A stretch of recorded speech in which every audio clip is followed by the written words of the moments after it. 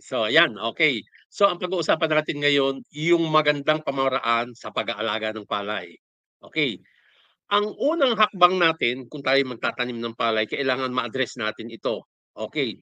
Anong variety ang itatanim ko?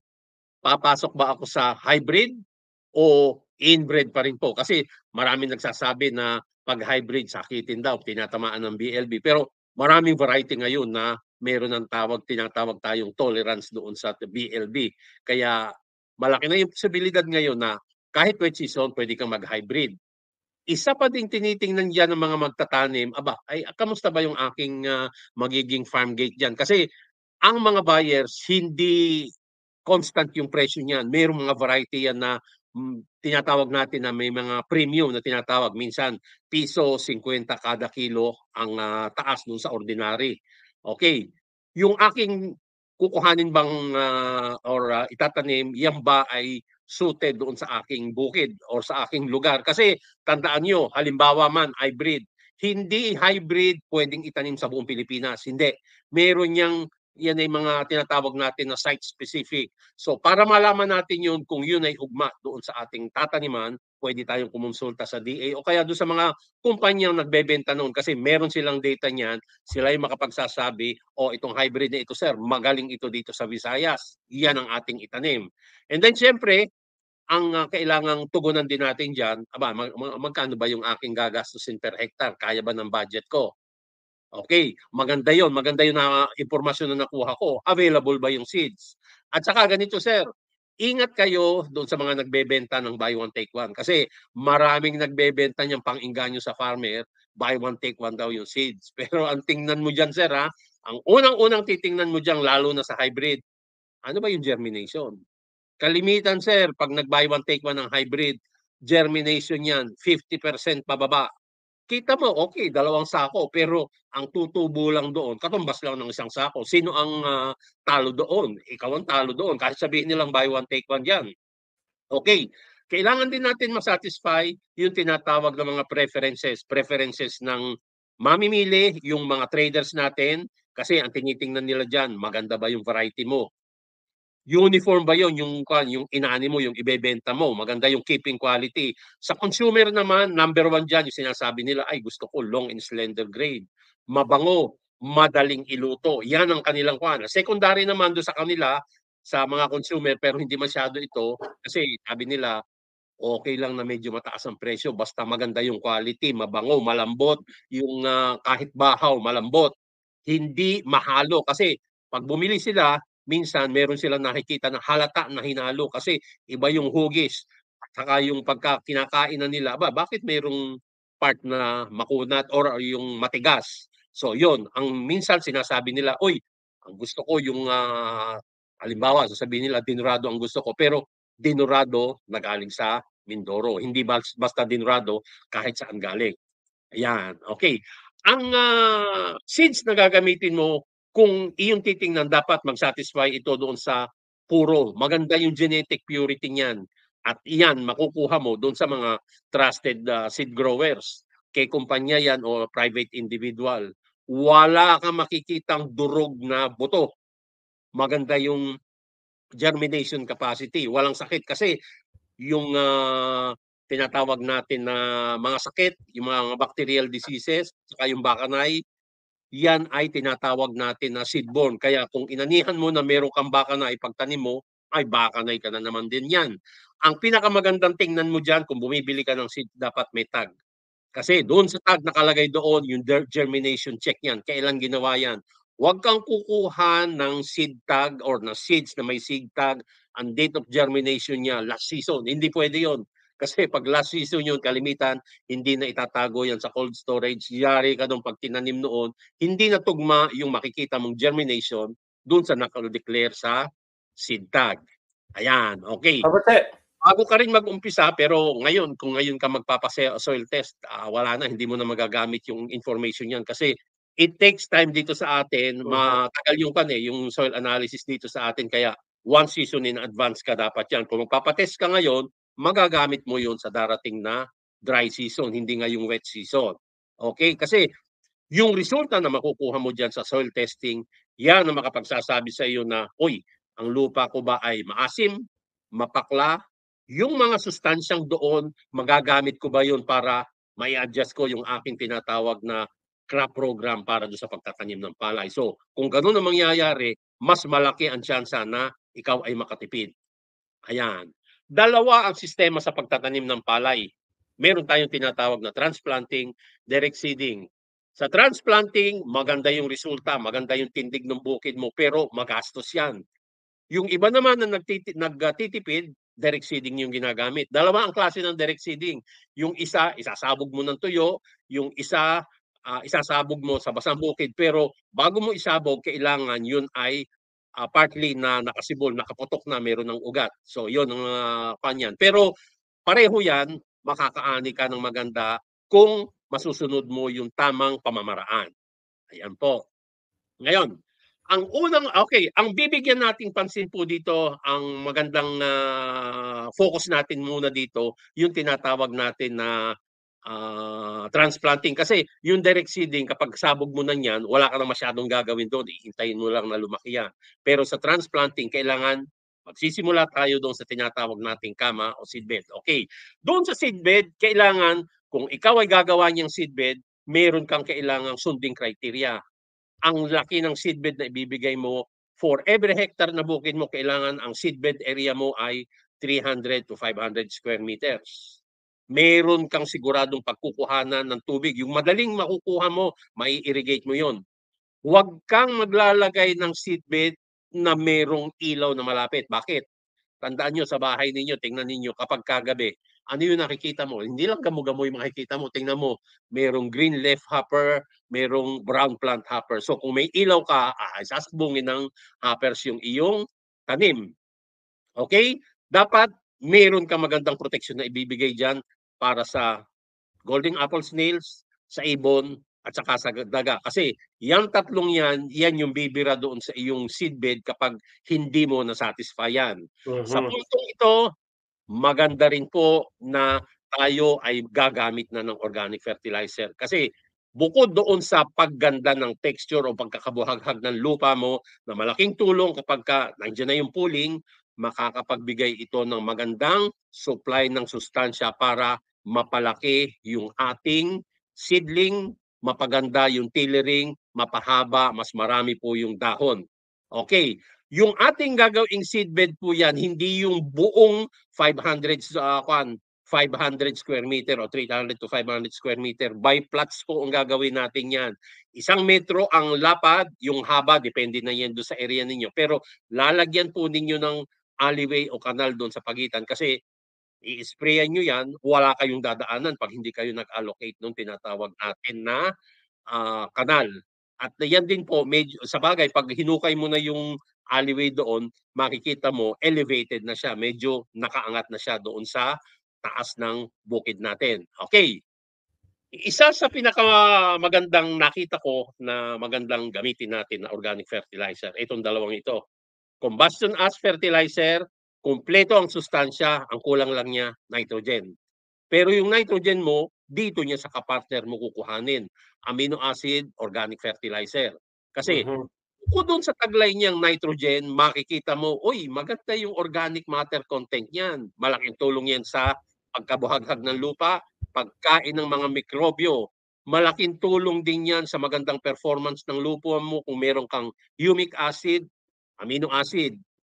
Meron yung taglay na seaweed extract na makatutulong sa iyo para lumaban doon sa stress. Halimbawa, sobrang init, sobrang lamig, kulang sa tubig, malakas na hangin. Yan, Mhm. tutulungan ka ng component na galing sa seaweed. At syempre, yung tinatawag natin ng mga micronutrients, chelated yan, ibig sabihin, yung sustansyang kasama niyan, hindi yayapusin ng mga heavy metals na nasa lupa, pwedeng gamitin ng iyong mga tanim. Kasi, alam mo, ang dahon ng palay, nagkakaroon ka ng isang dahon in 3 to 4 days. By the time na yan ay iyong bubunutin, ililipat mo, most probably 5 to 7 days. Pero kung maganda yung kondisyon na ibinigay mo habang nasa seedbed siya, pagbigay mo nito, dinagdagan mo ng uh, organic fertilizer, mas maraming dahon, hindi lang mas maraming dahon, mas mahaba, mas malapad.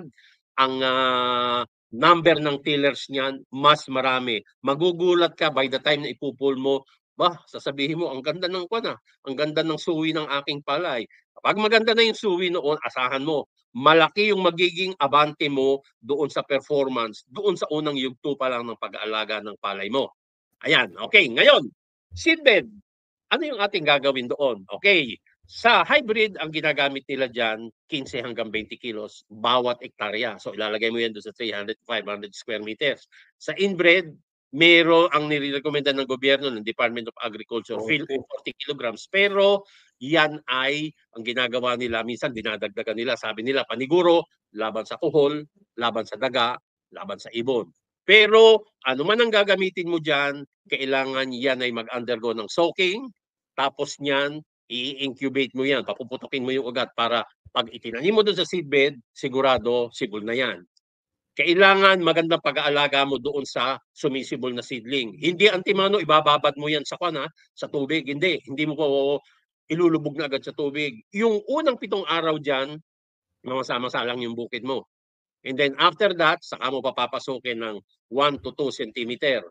Ito, critical, kasi sabi natin kanina, magbibigay ka ng organic fertilizer. Bukod doon, critical na magbibigay ka pa rin ng fertilizer doon. So ano yun? Yung unang lagay, meron kang complete fertilizer. Yung susunod, pagkaraan ng 7 araw, pagkaraan ng 17 días, meron kang 2100. Mamaya ipapaliwanag ko bakit 2100 ang ating ilalagay. Bakit hindi urea? Okay. Ngayon, dumako na tayo na ang iyong seedling ay 90 to 21 days o meron ng 3 to 5 o hanggang 7 leaves. Kailangan pag magta-transplant ka, susundin mo itong plant spacing. 20 by 20 kung wet season, 15 by 20 kung dry season. Hybrid ang itatanim mo, 1 to 2 seedlings per hill. Ako, sinasabi ko sa kanila, sir, yung iyong 15 kilos, sobra naman yun, sir. Gawin mo na 2 seedlings per hill. Yung inbred, 3 to 5, yan, okay lang yan na kahit anong gamitin mo dyan, kahit 5 seedlings per hill, sobra pa rin yung 40 kilograms. Kaya lang, alisin na natin yung dati nating kasanayan na bago i-transplant o nabunot na, puputulin mo yung dahon kasi sasabihin mo, mahaba masyado yung dahon, hahapay. Hindi po, kasi pag pinutol mo yun, yung pinagputulan mo, nagiging avenue po yung daanan ng bakterya, kaya malamang magkakasakit. Malaki yung chance na magkasakit ng inyong seedling. Kaya yun po ang ating dapat alisin na doon sa ating sistema ng pagtatanim. Yan, okay. Ngayon, bakit ko ine-emphasize yung tinatawag nating planting density? Okay, sinabi ko kanina, sa wet season, 20 by 20. So, ang population niyan sa isang square meter, 25.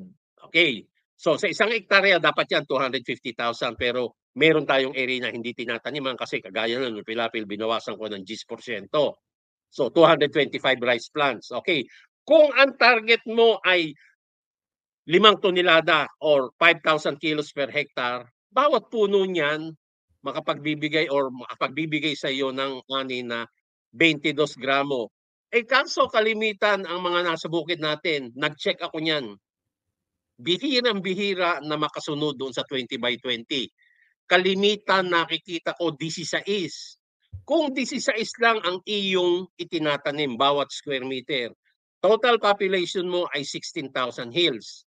Sinabi ko kanina, isang puno, dapat 22 grams ang ibibigay. Ang mangyayari niyan, talo ka na agad. Unang hakbang mo pa lang, talo ka na ng 1.4 tons or 1,444 kilos. Kasi kakaunti yung itatanim mo eh. Ngayon, kung dry season, iba yung spacing yan, 15 by 20. Ang total population mo dyan, yung alis na yung mga alleyway, 297,000.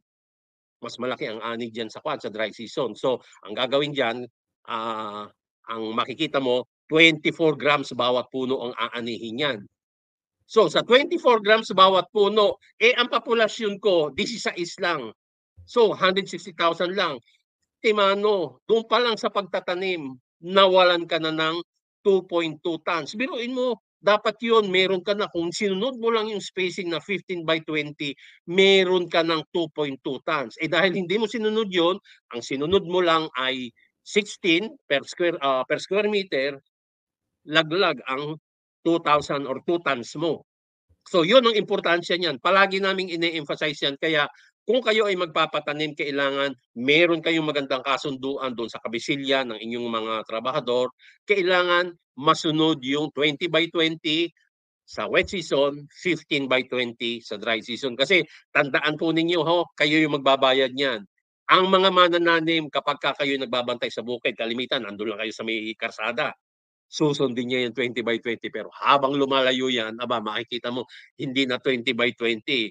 Kalimitan sinasabi nila, tumba sigarilyo. Okay, sir, tumba sigarilyo. Pero paglayo, tumba sigarilyo, hindi na yung isang pakete, kundi isang rim. So, yun ang kailangang bantayan natin. Kailangan masunod yung tamang population at dahil nandito yung buhay ng inyong itatanim. Kasi ito, sa Sultan Kudarat, nag-lecture din ako doon. Sinabi nila, sir, bakit hindi namin makuha yung magandang ani ng Nueva Ecija?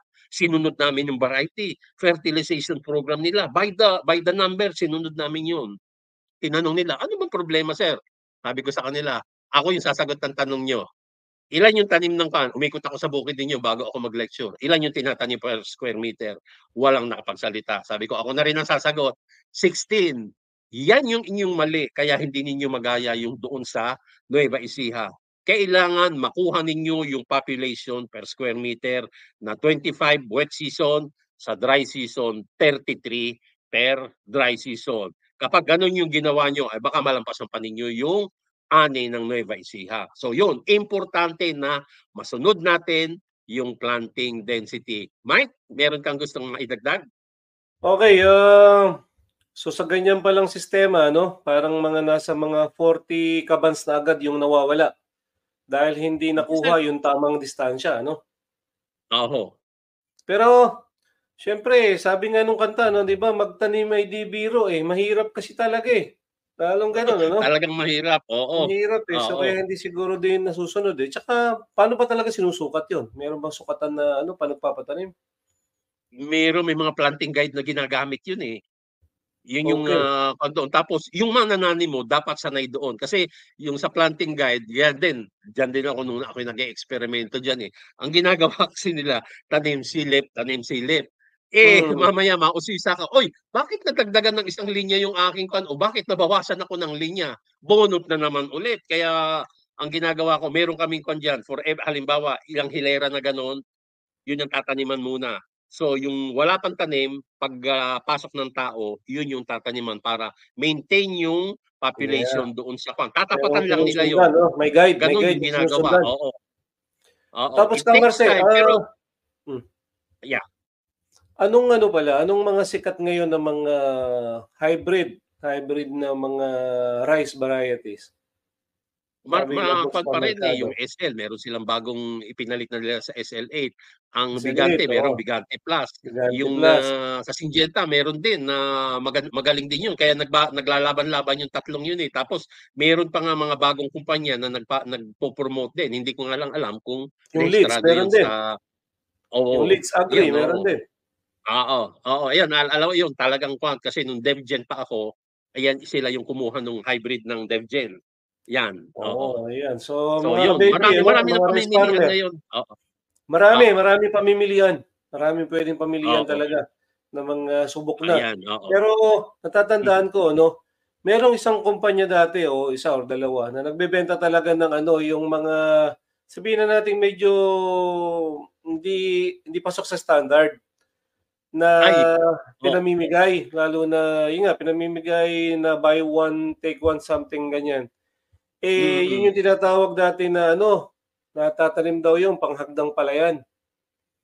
Panghagdang palayan. Kasama Kasi sa nga, government program. Yun ang napakabigat noon. oo kasi hindi ko magano na sa government, no? Kasi nga nung ano noon is parang yung germination niya hindi ganong kaaya-aya, no? Kaya hindi Oo. sabay-sabay yung nagiging harvest. Kaya tama yung sabi Oo. mo kanina, ano, dapat may tag siya, may etiketa. Tapos dun sa, usually sa mga agri-supply naman na nabibili, ano naman yan eh. Nandun yun, Ah, kasama yun doon, nakatahi sa sako. Oo. Sa sako. Okay, so before tayo magpatuloy din, nabanggit mo yung BLB. Ano ba yung BLB? Baka hindi alam ng mga ibang kapartner natin. Yeah, bacterial leaf blight. Kapag hindi nagpakita ang araw ng tatlong araw na hindi sumisikat ang araw, malaking posibilidad tamaan ka niya. Makikita mo maninilaw na yung iyong yung dahon ng palay mo. Pero kalimitan may mga nabibili na po diyan ng mga bactericide na sinasabi nila na pwedeng tulungang maka-recover yung iyong tanim. Makaka-recover at makaka-recover po 'yun. Pero Okay. dapat agapan, kasi 'pag hindi niyo naagapan 'yun, meron ng corresponding kabawasan doon sa aanihin ninyo. Okay, salamat daw sa pagbibigay oras sa topic na ito. Start na. Ito yung ating kasama ni Sheila. Good morning, magandang umaga. Ito yung ating kaibigan mula sa Cebu, no? Ito isang ekspertong farmer to, no, na kaibigan natin to, na scientista din siya. So nagko-conduct siya ng mga sarili niya mga experiment din. So sabi niya, we have to produce rice that is not for the insect but for human beings. So syempre naman, ano, kaya tayo nagpo-produce para pakainin yung mga tao. And the problem with rice farming is not about genetics but it's more on nutritional and microbiome integrity. Okay, so meron din pero may point din siya diyan. Pero yung pine-present po natin ngayon, ito yung ginagawa natin sa present condition ng lupa sa Pilipinas na kung ano rin mga available na inputs, ano yung mga pamamaraan din na resources na available para sa mga farmers natin. Yan. Ngayon, ito yung dinidiscuss mo kanina, Marcy, ito, pwede mo siguro sagutin ito. So, kailan daw ba yung tamang application ng 4600 at 0060 sa panicle initiation? Hindi po kasi pare-pareho yung tinuturo. Pero nabanggit mo, hindi 4600 ang gagamitin. Yan po, yung unang yugto ng paglalagay ng nitrogen, hindi dapat meron po, nandiyan sa, yung tinatanong nyo niyan, nandun po sa mga darating na slide. Yung katugunan po niyan. Apo. Okay, masasagutin daw maya-maya para mas solid yung mas solid ang kasagutan. So, basahin ko na rin to. Medyo mahaba, pero sige lang. Soil analysis, not correlate to plant nutrition. The soil is contaminated with herbicide. Even though the soil meters may indicate adequate cation. Okay, medyo technical, Pero sabi niya, hindi guarantee yung pero nakakatulong pa rin yung soil analysis. The average 40% chlorine and makes it one of the most detrimental product which should destroy any bacteria and will acidify the soil. Chlorine is toxic to soil biology. Okay? Yan. Okay. And last na comment, Sir, good morning po. Familiar po ba kayo sa RCM o Rice Crop Manager? Effective po ba ito? Yes po, na-cut ko na po yan. Maganda po yung mga binibigay nilang rekomendasyon doon at nakakatulong po doon sa pagtatanim ng palay. Pagpapataas ng ani, pagpapaganda ng kondisyon. Opo. Ano ba yung Marcy, yung RCM na yun? Sa kanya, sa IRI. Okay. Sige, tuloy po tayo. Okay. Ngayon, yung pag nagawa na ng seedbed yung farmer, kasunod na niyan yung land preparation. Kasi kailangan mo yung mahabang panahon para pag-prepare. Hindi pwede sa taniman ng palay yung ura-urada. Magtatanim ka na ngayong a week ago lang nag-umpisa yung pagbubungkal mo ng lupa. Hindi. Paggawa mo na ng seedbed, 3 weeks yon ipupul mo. So yung 3 weeks na yon uumpisahan mo na pagbubungkal. Araruhin, papapasokan ng tubig para makontrol mo yung weeds, maalis mo yung mga drop seeds. At sa ganitong pagkakataon, yung mga susunod na harrowing niyan, yung pagbabasag niyan, yan ay makatutulong para magamit mo na maganda yung sustansyang ilalagay mo at saka ma-manage mo ng ayos yung iyong tubig. Okay. Ngayon, bago natin talakayin yung tinatawag natin na fertilization ng palay natin, meron lang tayong kailangang linawin. Okay. Ang palay, meron yung tinatawag na phases of rice growth. Yung growth niya. Makikita mo dito, ang vegetative phase, hindi yan constant. Ang constant lang sa buhay ng palay, reproductive phase running 35 days at ang ripening phase 30 days. So ang pare-pareho ang palay ay dito lang sa 65 days. Yung vegetative phase niyan, iba-iba. Okay, so bigyan kita ng example. Sa 120 days, RC218, ang vegetative phase niyan ay nagra-run ng 55 days. IR64, which is 110 days ang maturity, ang vegetative phase niyan ay 45 days. So, anong relevance nito doon sa aking pag-aabono? Kasi yung 35 days plus 30 days, yun doon bumabagsak yung tinatawag nating panicle initiation. Ang Hmm. panicle initiation, yan po yung punto na huling paglalagay ng abono. Kaya kalimitan ang ginagawa ng mga farmer, hindi kasama yung basal, 3 yung paglalagay ng abono. So pagka-transplant niyan, a few days after transplanting, meron kang first application, meron kang last application. So kalagitnaan noon, doon yung ilalagay mo na second application. Okay, ngayon tingnan mo ha, kung hindi mo pagbabasihan yung tinatawag nating panicle initiation stage, papaano kung iba-iba yung maturity mo? Tingnan mo ha, ang kanyan, ang maturity. Okay, ang maturity mo 120 days. Paano ngayon mangyayari niyan kung 120 days ang panicle initiation mo dito sa edad na to kayo maglalagay ng huling abono? Kung ang maturity mo ay 100 days, aba, ay malayo na yun doon sa 120 days. 15 days after transplanting na or 35 days after sowing. Eh, papaano kung ang maturity ko ay 90 days? Talagang napakalayo na, 50 days after transplanting. Dikit-dikit na ngayon yung window of application. Kaya nga sinasabi nung iba, sir, itong dalawang ito, pinag-iisa na lang. Which is right, kasi labor din yan, labor cost din yan kung ganun yung gagawin mo. Hmm. So, yan, kailangan ang reference natin doon sa panicle initiation, ibabangga natin doon sa maturity kasi yun yung magsasabi na tamang punto or tamang edad kung kailan nangyayari yung panicle initiation. So yun, tandaan po natin ha, ang bawat maturity ng palay, hindi pwedeng pare-pareho ang panicle initiation yan. Kung kayo ay nasanay na 100 days maturity, yung paglalagay ninyo ng abono doon, hindi yun magwo-work doon sa 100 day, 106 maturity. Sasala po kayo doon sa tamang window ng paglalagay. E tandaan ninyo, panicle initiation, ito yung punto na ihahanda mo yung pagbibigay ng abono para masuportahan mo yung pagbubuntis ng palay para makapagbigay ng magandang ani. Okay. Ngayon, kung ikaw ay walang soil analysis, hindi mo na-analyze yung lupa mo, ang nire-recommenda dyan, you just follow the general recommendation kung Mm. wet season, 90, 30, 60, kung dry season, 120, 130, 60. Yan po yung ginagamit nila. Okay, based po dyan, meron akong ginawang recommendation dito. Makikita po ninyo, ayan o.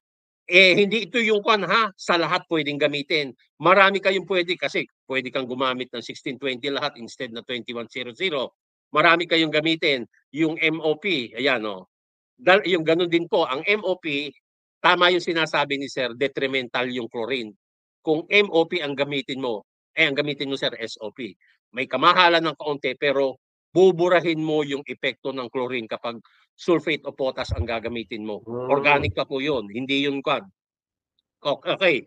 Ngayon, makikita mo dito, bakit ang nire-recommenda ko dito ay hindi urea? Tingnan mo yan ha. Doon sa unang paglalagay ng abono, meron akong complete fertilizer. Ang ginamit ko ay, katumbal 91. nito ay 2100. Bakit po ganon? Okay, ganito po yon. Ang urea, yung hydrolysis niyan, kapag natutunaw yan, nagre-release yan ng OH, yung hydroxide. Yun yung nagiging dahilan kaya pag tunaw niyan, sisipa yung pH mo, tataas yung pH mo. Ang pH kapag ka tumaas, malaki yung epekto doon sa supply ng zinc. So, kung alam naman natin na ang pala, yung first 3 weeks, critical yung zinc doon kasi tatamaan yung tinatawag nating tillering mo. Kapag grabe pa rin yung zinc deficiency mo, kulay ng dahon mo, nagkakaroon ng bronzing, nagiging bansot. Yan, Kaya nga po, para bronze. maiwasan yan, hindi natin pababayaang sumipa pataas sa puntong ito. In the first 3 weeks, yung pH natin para available yung zinc. Meron nagsasabi, sir, meron namang urea na may zinc. Hindi po sapat yun, kulang pa rin yun. Andun pa rin yung sinasabi ko na sisipa yung pH mo, tataas yun.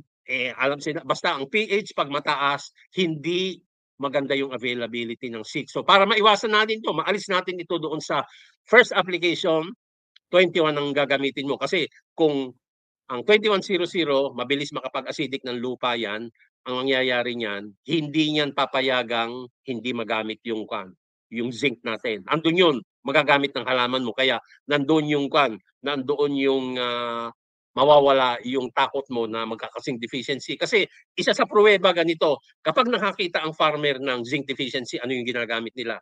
Sinasabog. Hindi zinc sulfate ang ginagamit nila, ha? Ang isinasabog nila ay 2100. Kasi nga, 2100, paasimin mo yung lupa, bibitawan yung zinc na nandoon sa bukid mo, magagamit ng halaman mo, maalis yung zinc deficiency. Yan po yung dahilan kaya inilalagay namin doon sa unang paglalagay ng abono, kailangan huwag kayong gagamit ng urea. Gamitin niyo muna 2100 kasi maganda yung pagpo-provide noon ng zinc. Critical talaga yon. Kung gusto mong marami kang tiller, maganda yung dahon mo, maganda yung supply ng zinc mo. Yan po. Okay. Meron pa rin akong karagdagang nakuha. Ito, kinuha ko na ito sa Erie, doon sa sinasabi nila kanina, ang paglalagay ng 1 tonelada ng paglalagay ng abono, 15 to 20 kilos na karagdagan. Doon sa recommendation na yon, pwede kang makakuha ng 1 tonelada. Ang paglalagay pati ng abono, dapat, lalo na yung nitrogen, 2 to 3 splits. Yung iba, mas marami pa. Pero kung maraming splits ang gagawin mo, critical yung tinatawag natin na yung huli mo doon sa panicle initiation. Pwede mong singitan yung 3 pero huwag kang lalampas sa panicle initiation kasi pag lumampas ka sa panicle initiation, sa dahon pupunta yon. Hindi tayo kumakain ng dahon. Okay. So, ayan din po. At ang paglalagay ng nitrogen, huwag po ninyong itatambak sa isang lagayan. Huwag po. Kasi ang mangyayari po niyan, lalo na kung itinambak mo ay urea, mayroon pong matinding zinc deficiency na mangyayari yan. Nakakita na po ako niyan sa Ilocos. Ang ginawa niya, sinobrahan niya yung lagay ng kwan kasi sabi niya, maganda daw yung urea eh. O, nilagay niya ng marami. Tapos nag-text sa akin, sir, bakit namumula? Tiningnan ko, patay. Sabi ko, zinc deficiency. So, para maiwasan yun, kontrolado. Hindi lang po kontrolado sa paglaki yan, kontrolado din sa pagdami ng peste kapag ka po ninyo, regulated yung pagbibigay ng nitrogen. Okay. Ngayon, puntahan natin yung pag-irrigate. Okay. Ang pag-irrigate ng palay natin, hindi yan constant na 1 to 2 to 3 cm. Sa early vegetative stage, ang kailangan mong depth niyan ay 2 to 3 cm para mag-tiller yan. Pag dumating ka na sa maximum tillering o lumampas ka na ng kaunti, wag muna. Withdraw yung tubig kasi ang gusto natin yan, hindi na natin palalabasin pa yung mga tillers niyan. Tigil na yon. Ang gusto natin, tutulungan natin na ang mangyayari niyan ay ang mga tillers doon magiging productive na yon. Kasi mali yung sinasabi nila na tuwan-tuwa yung mga farmer. Sir, ang ganda ng palay ko, 60 yung tiller.